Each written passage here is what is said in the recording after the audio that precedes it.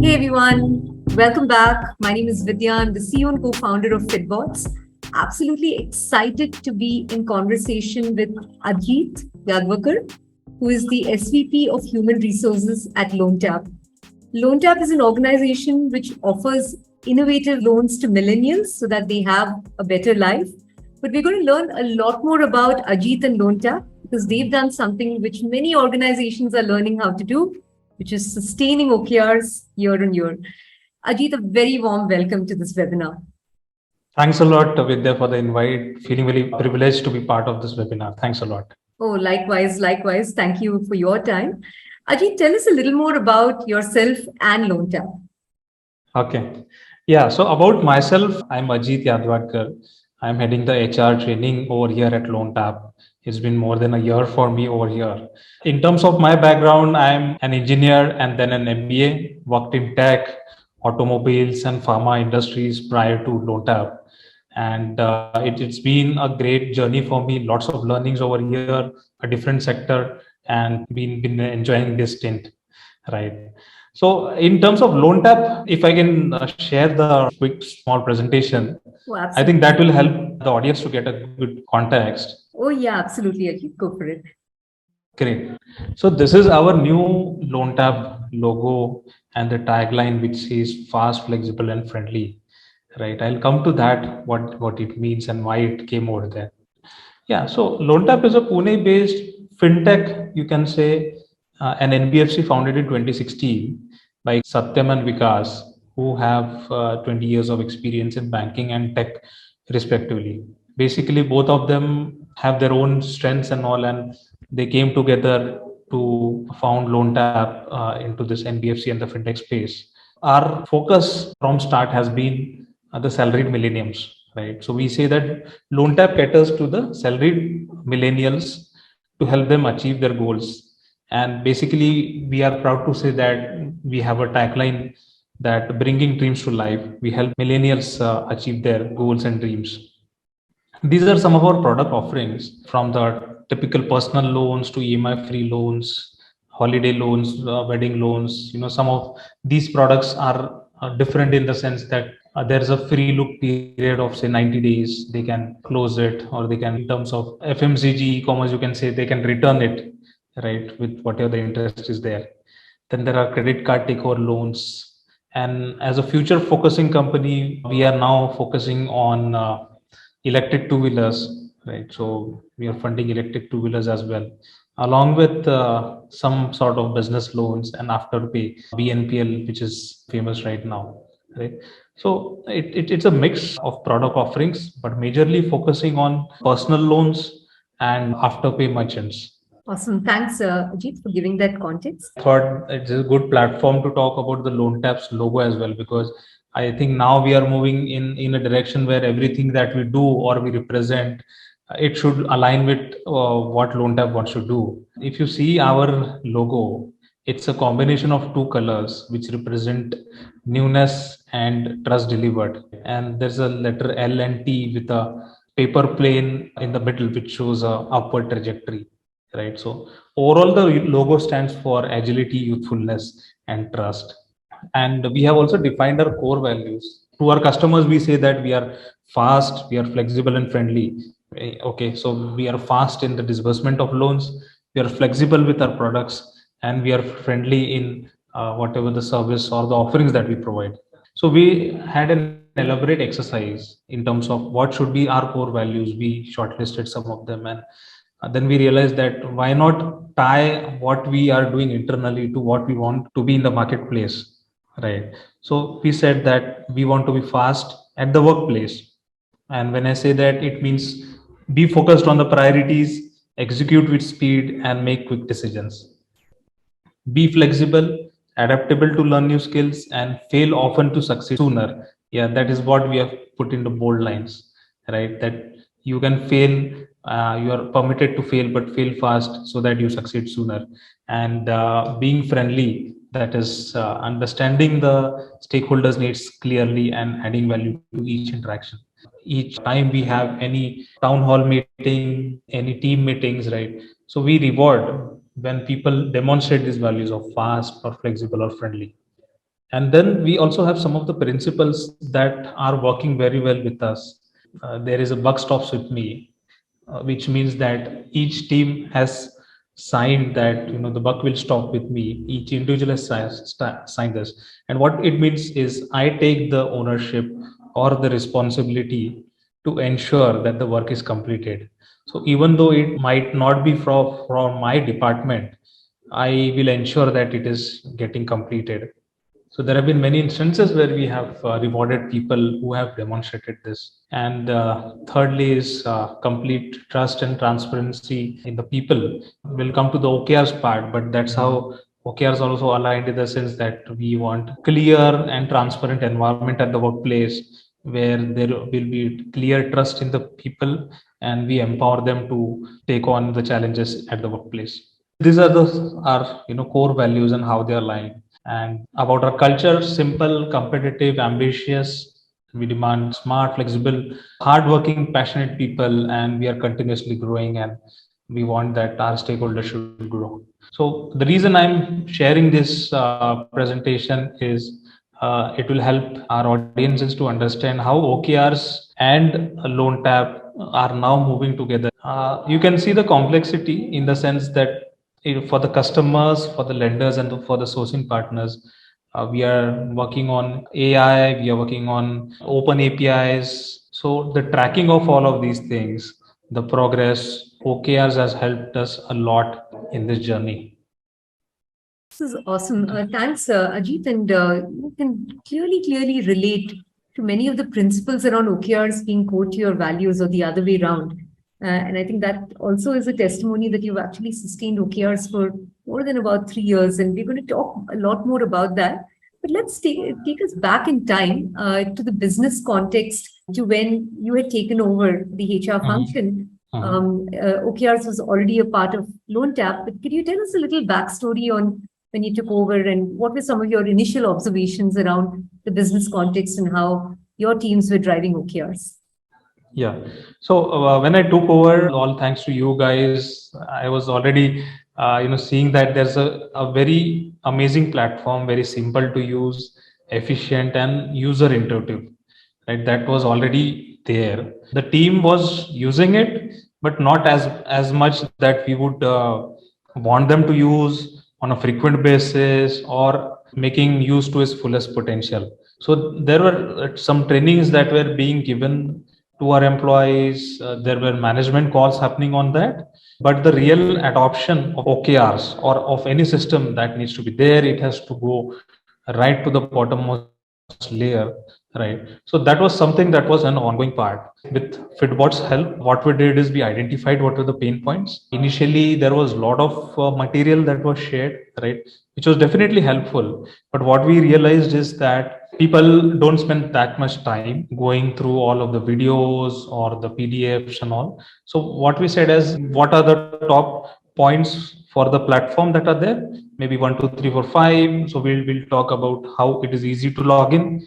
Again, thanks to you guys, the single sign on, because I've seen a couple of systems where we implement it and there's a sign on, or people have to enter the passwords and they just don't go ahead, right? So right from single sign on to giving people the rights to modify their team structure or the OKRs, making them champions or co-pilots, to having a clear organization wide OKR for the referencing part, right? So there are a couple of things that we worked on, put our focus so that only these things we said that people need to think of, and not all whole of the stuff on the OKRs parts. So that's how we started Fitbots. Saujanya, you guys, you took sessions, right? Online sessions were there where there was a good participation. About OKRs, there's no doubt that though this might be an old concept, right, from Google and Intel, but people need to be given refresher trainings.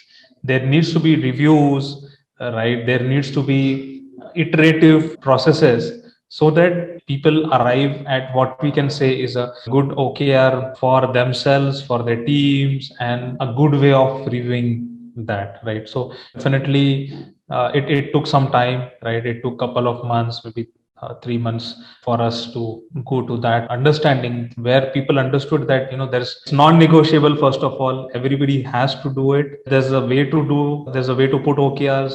There's actually, I mean, how we defined is like, if you want to understand what you don't want to do, write your own OKRs, discuss, right?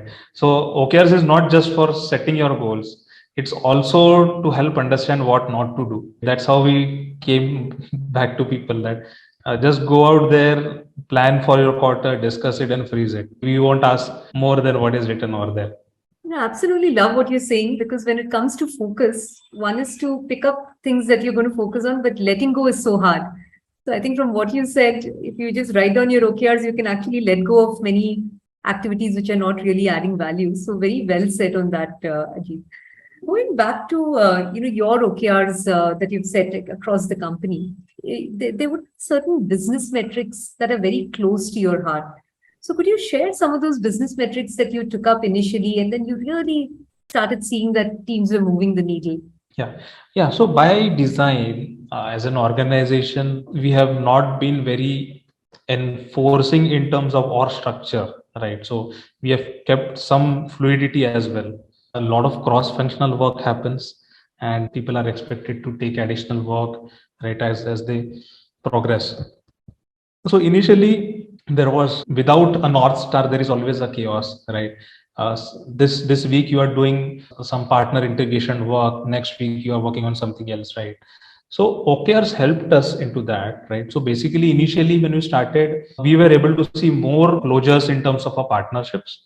So just to clarify, partnerships is like we have various banks as a partners. We have various other partners who help us get customers, like say Magic Breaks, No Broker. Then we have Manipal Group of Hospitals, and then there are like Mechanic and all of these things, where we do a lot of API integrations with our partners to help onboard customers. So basically, we are able to visualize the progress, see the confidence level, whether we'll be able to achieve these partnerships, whether we'll be able to achieve the integrations, the closures. And that is one thing that we do, along with identifying the bottlenecks. In terms of the key metrics, how we are moving ahead in terms of our targets, in terms of business numbers, as well as the tech integrations, is what we were able to initially identify when we started the OKRs. And if you look at it now, we have clearly defined organization OKRs, or at the head level, in terms of the productivity of our people, in terms of employee motivation, at the same time in terms of people development. It has been an iterative process where we try to put a number, right? So even if it is, say, per person productivity, so how much is it for the sales teams, how much is it for the collections team, for the, say, the credit team, how much per day or per week there has to be credit sanction that needs to happen, right?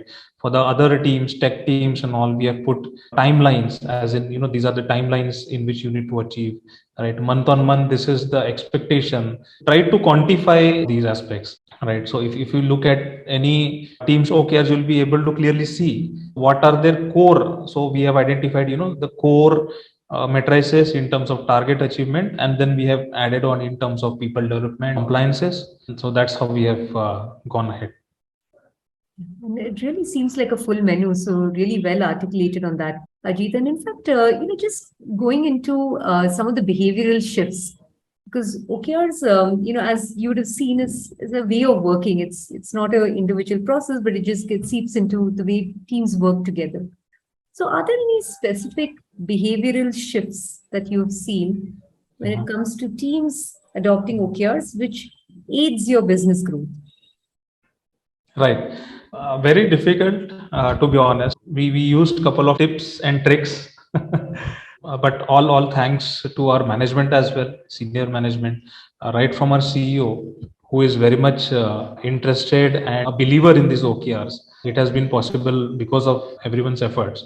So at the head level, we have weekly OKR sessions where we discuss on each of our OKRs progress, right? So heads of business, finance, tech, HR, customer service, credit, collections portfolio. So we'll be sitting, discussing, presenting his OKR, identifying the bottlenecks, having collaborative discussions. A weekly session is what we started with at the senior management level.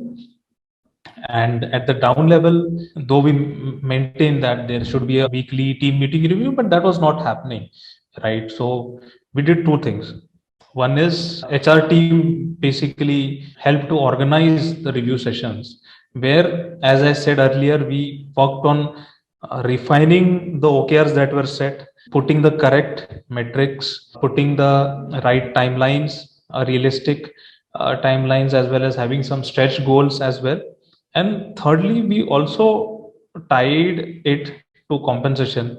I know it is unlike OKRs that we have learned, but I mean, as I said, some tips and tricks we need to use, right? So we tied it with the compensation in the sense that it will act as an input for the quarterly or the annual variable payments that we do. So we prepared a matrix basically of at for each of the level of employees. There will be an individual OKR score weightage, there will be a departmental score and organization score weightage. And as you move up the ladder, the organization department score increases and so on. So we tied some part of the OKR score to this. And as I said earlier, what you want to do, what you don't want to do, all the collaborative stuff, all everything should be on OKR so that everyone speaks on the same language, right? What needs to be done, right? So these are some of the things that we did in terms of behavior. As I said, tying it to compensation, weekly reviews, making it a part of our vocabulary, right?